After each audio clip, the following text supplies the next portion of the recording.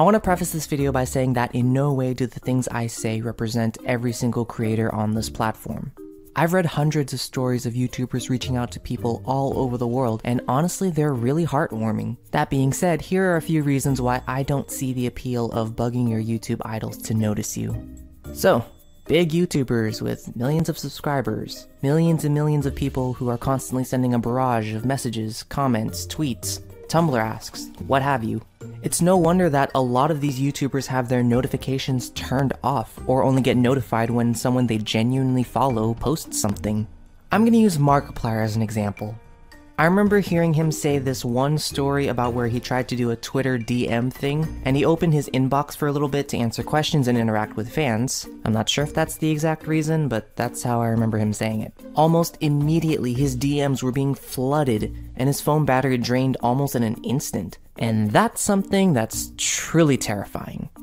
I myself have interacted with a few of my YouTube inspirations over the past couple of years, and I have to say it's a pleasant experience. But the thing that gets me is that once I get that little notification, a huge wave of joy overtakes me for like a minute, and then I immediately stop fanboying. I don't know, I kind of find the happiness kind of fleeting if it's just the one interaction. And then it gets even weirder if you get into multiple interactions or even regular contact with said YouTubers. Think of it as like seeing each other at school. You pass by each other a lot, you talk to each other, you acknowledge one another's existence, and sometimes the conversations you have with each other are nice. However, they end up being the popular kids on campus, and they're always being swarmed by groups of fans, and we're sort of left in the background, and it's kinda lonely.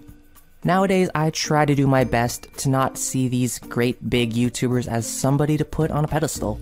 I would be much more satisfied talking to them and hanging out with them as a friend, rather than as a fan of their work. Because honestly, that friendship would be worth so much more to me than just a simple like on Twitter. Number 2. Collaborations. You guys in the animation community know what I'm talking about, and I'm looking at this from a newbie standpoint.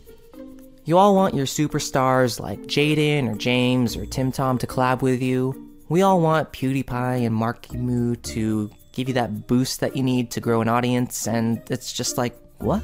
You're spending all this time and energy trying to get noticed by these bigger YouTubers, and what happens if you feel like you don't live up to the quote-unquote standards of their fan base? We all watch YouTube. We've seen people collab with other YouTubers hundreds of times. And it always seems like the more popular ones get the most attention, and then the newbies are suddenly forced into the spotlight, like, oh my god, yes, I get to collab with this person, this is awesome, this is amazing, and here's my creation, this is my channel, and this is...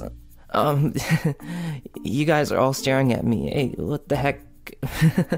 Hey, stop throwing insults at me, stop calling me a ripoff, stop! I'm not saying that every channel that collaborates with the top dogs are given hate. Some grow their own audience and become big on their own. Some are even really good friends with each other and have a pretty upbeat community, but there's always gonna be haters. Number 3. Here's my take on the whole, YouTubers notice me type thing. I've collaborated with many a YouTuber in my time here on YouTube. Well, collaboration in the sense that I've posted a piano thing on YouTube and it's like bigger than me now, and people use it for covers and yeah.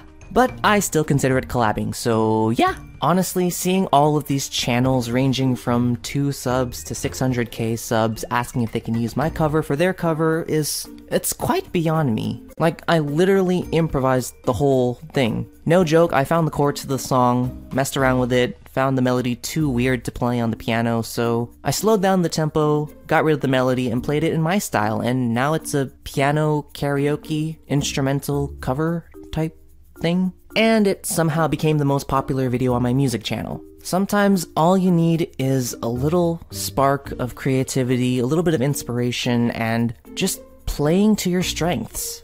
Collaboration isn't necessary. For me, I did what I love doing, and I made a video and I poured my heart and soul into it, and I was proud of it, and people noticed. And now people are starting to treat me in the same light as these other creators. How do you not get millions of views? You suck. This made me cry. You suck. Cool. You suck? I want to make a cover of this. Can I? Can I? Can I? You suck. think I broke the replay button. You suck. Do you see what I mean? Do you see it now from a creator's standpoint? And this is coming from somebody who only has around 3,000 subs on my main channel. Imagine what it's like at the 5,000 range, 10,000, 100,000, or even the million and beyond. It's crazy.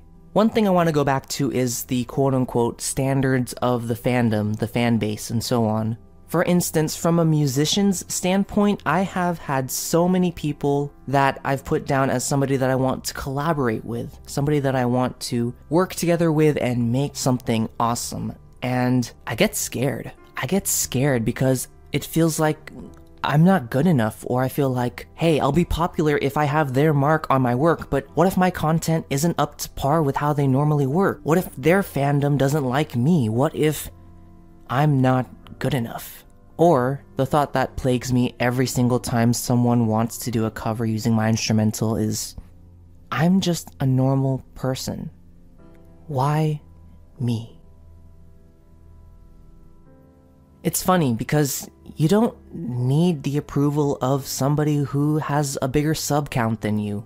You don't need praise from people who watch your content, and you don't need to get noticed by the people that you look up to. You create your own content. You make the things that make you happy. Make that video, make that artwork, make that fan fiction, make that song.